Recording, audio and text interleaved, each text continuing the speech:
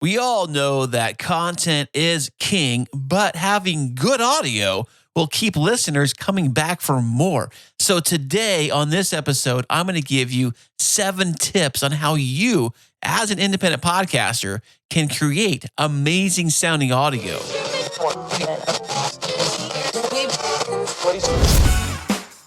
Sound matters. Be heard. Welcome to the podcast where you get exclusive behind-the-scenes tips to make your own show sound truly spectacular. This is Podtastic Audio. Hey, what's happening? How are you doing today? How is that podcast of yours coming along? You know, I want to say thank you so much for being here. I am Chris, and I am from the original Chris and Christine Show podcast. You can find out every single thing about that show on my little website, which I put together all by myself. You can check that out at chrisandchristineshow.com. Link to it, like always, in the show notes of this episode and every episode. So, welcome to Podtastic Audio. As we head into December, I just realized I am now officially on episode 130. Wow. I never even thought I'd get past episode 10 or 50. 130 episodes, official episodes, not including bonus episodes. I know I do sprinkle in some bonus episodes in from time to time. And this, I'm just talking strictly about the regular episodes, episode 130. Hey, which episode number are you on right now? Do you even count your episodes? I know some people do, and some people don't. They just put the, name of the topic in the show notes and they just call it a day. But however you do your podcast, maybe you're stuck on episode 0 and that you have not even started recording your podcast because maybe it's all of the tech that's kind of confusing you. Or perhaps maybe you have an idea of what the show should be like or should sound like, or maybe you have a concept or an idea, or maybe just an outline that you kind of put together of topics and bullet points and things that you wanted to discuss on your upcoming future podcast adventure. Now, however you create your podcast, however you physically record it, how you physically promote it, how you do your own show, you keep on doing whatever you want to do. It's your show. You are the captain of your podcast ship. So if you have found a way to create an amazing podcast that you are satisfied with and that your audience is happy listening to, obviously, through either feedback or downloads or potentially both, then keep on keeping on. It's your amazing podcast. And I want to say congratulations if you have found success through either the fun of it all or through actual, downloads and potentially having sponsorships or ads, or maybe you're making some money with your podcast, and maybe, just maybe someday you actually make it big and you become famous. That would be incredible. And I would say congratulations if you are on that path. But for the rest of us mere mortals here, we are just doing a regular indie podcast. And I know that although I do make this look very easy, I make it sound very easy, there's a lot of work and effort that goes into every single podcast that I either record, create, produce, all the podcasting stuff that I've been involved with in some way or another. I try to focus on delivering good sound quality. Now, it's not always the best. In fact, this room I'm in right now, this podcasting space, it's not designed for audio recording at all. It's just our spare bedroom / office / podcasting studio / podcast office, really what this room is.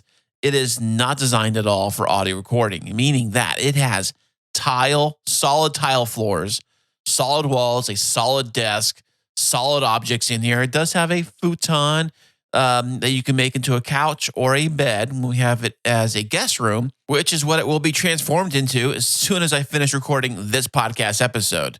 So it becomes a queen size bed, and I have got queen size sheets and all the regular stuff, and becomes a bedroom for guests when they do come in. So as I record this episode, then the very next week, as this episode comes out, we are having company coming over here, and I will be on vacation mode Another vacation. Yeah, I know. You're like, Chris, don't you go on a ton of vacations every year?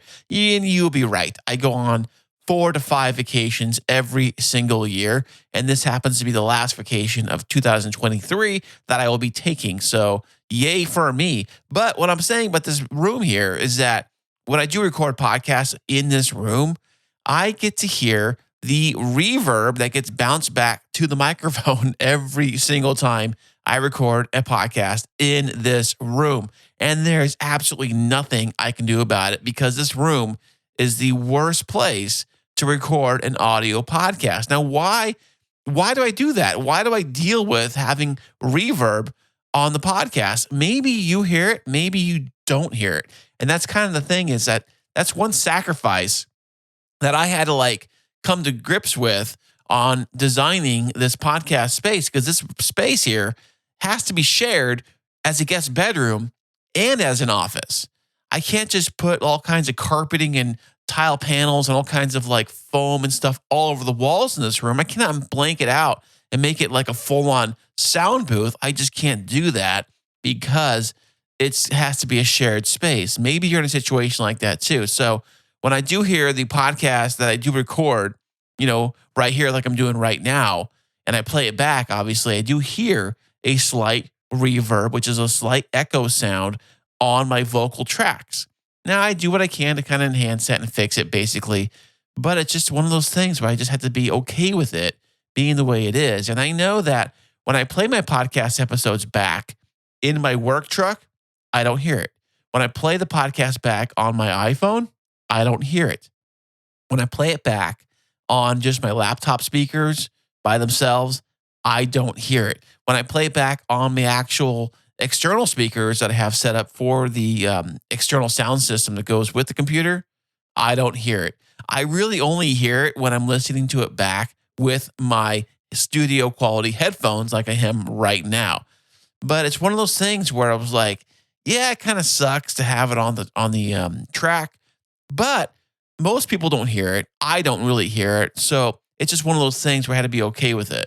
So when it comes to creating an audio podcast like we are doing right now, sound quality is really, really important. You want to capture really good audio, you want to record really good audio, and eventually you want to produce really good audio for your podcast audience to enjoy and to consume.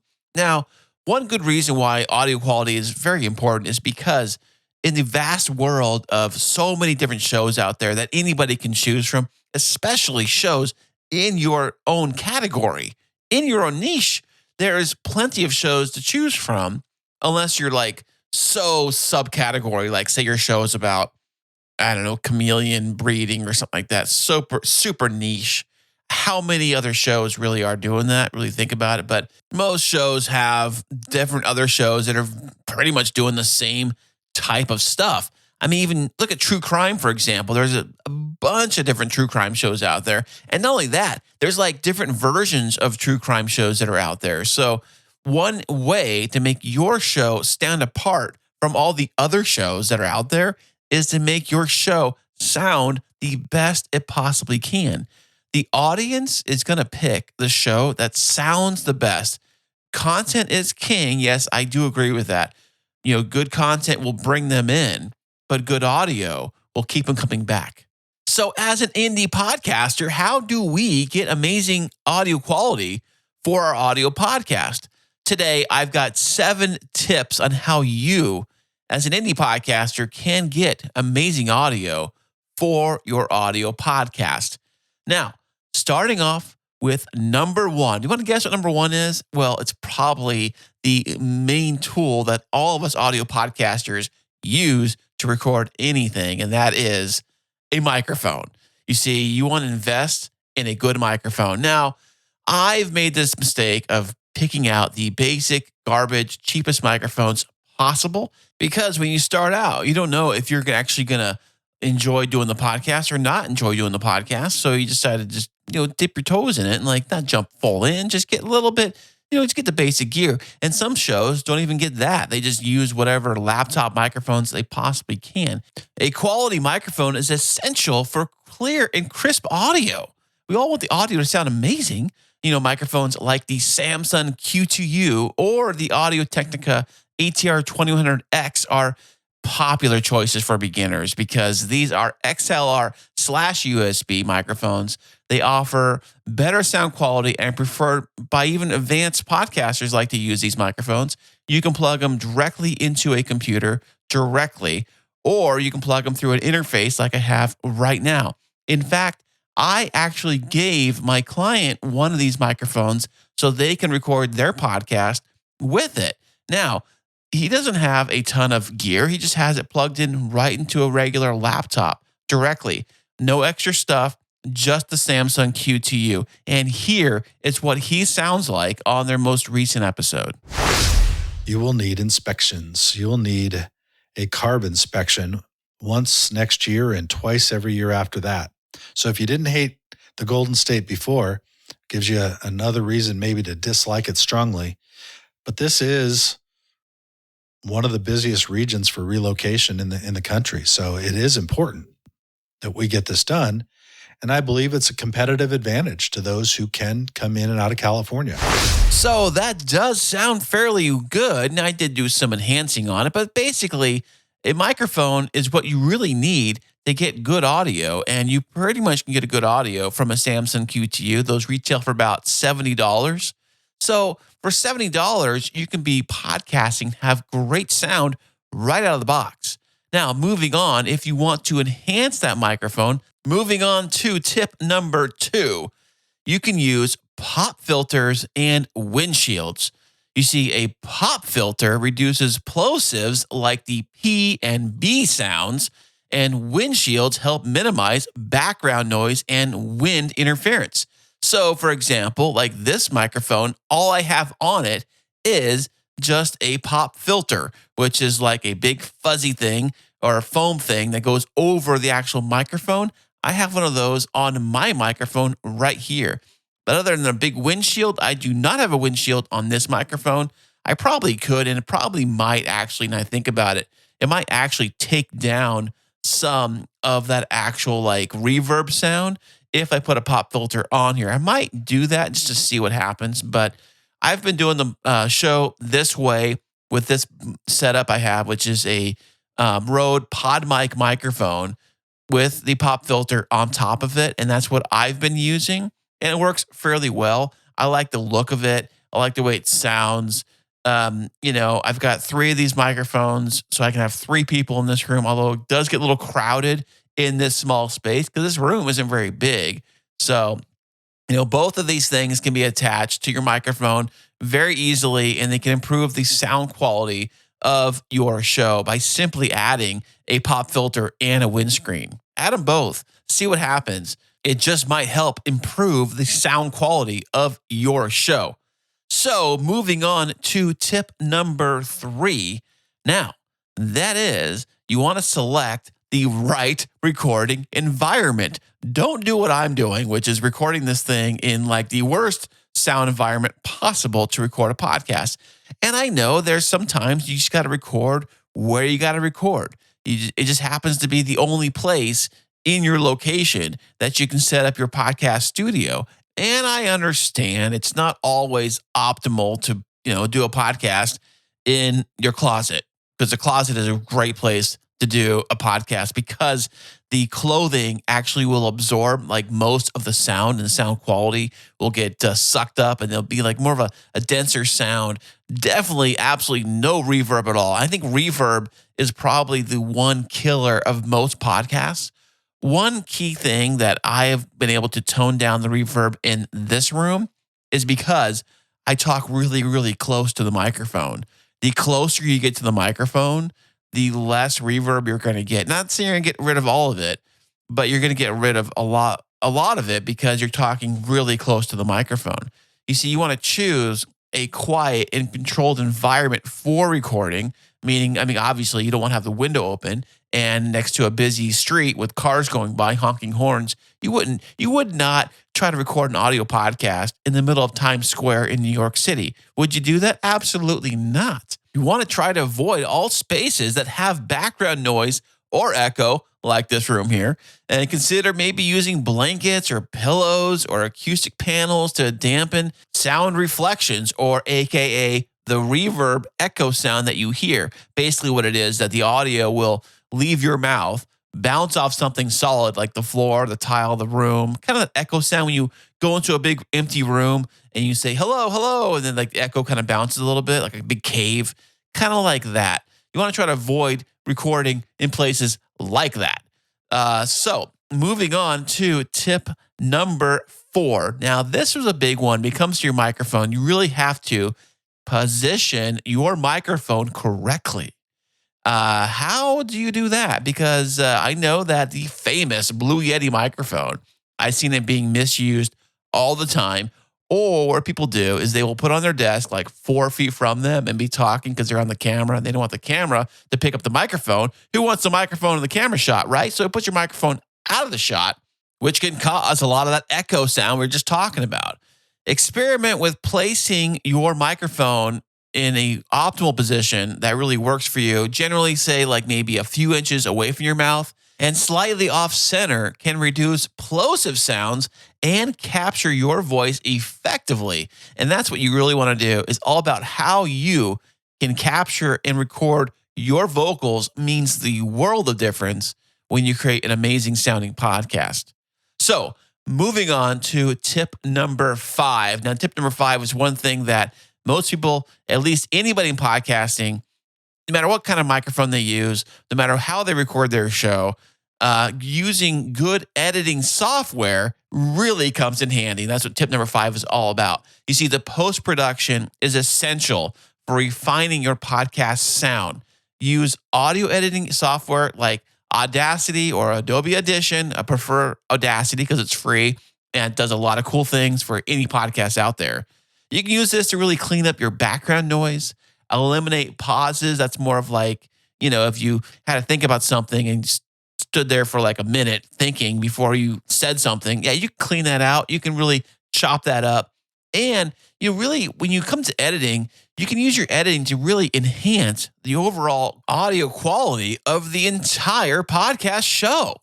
So, moving on to number 6, staying within the realm of audio editing. You see, you want to normalize and equalize your audio because trust me, it really sucks if one person is talking really quiet and the other person is talking really loud, or one person's plosives are spiking off the roof and the other person's super quiet like a mouse. Normalize your volume to ensure that consistent levels are throughout your podcast, because you don't want a commercial to come in. Let's say you do commercials that are even, inserted automatically for you, and they already are recorded and done at the normal volume level, but you record and release your own show at a lower volume level. So when the audience plays it back, they will think that your commercials that are playing are much, much louder than your actual, your show is. It's actually the other way around. You're recording your show too low. You need to bring it up so everything is equal. And if you need help figuring out what the normal volume level is for a podcast, it should be minus 16 LUFS for mono and minus 19 LUFS for stereo. So in Audacity, under the loudness normalization feature, you go in there, you can set it right there to minus 16, minus whatever you want. And that's what I do. And that's one way you can make the volume all sound like the correct volume level when everything has been said and done. But you additionally can use equalization to balance the frequencies, make your voice more clear or natural, paying attention to bass and treble. And when I have the real-time effects built into Audacity, and there's a pack I got for free. It's under the Muse, I believe it was. I said this in a previous episode, but under the Muse audio pack, there was all kinds of tools and features and all kinds of things to really enhance your audio. And I use that on every single episode, every recording for the most part. Now that I think about it, I don't release anything out there, anything I record for a podcast or for any kind of like audio work at all. I run it all through these features that I have built right into Audacity.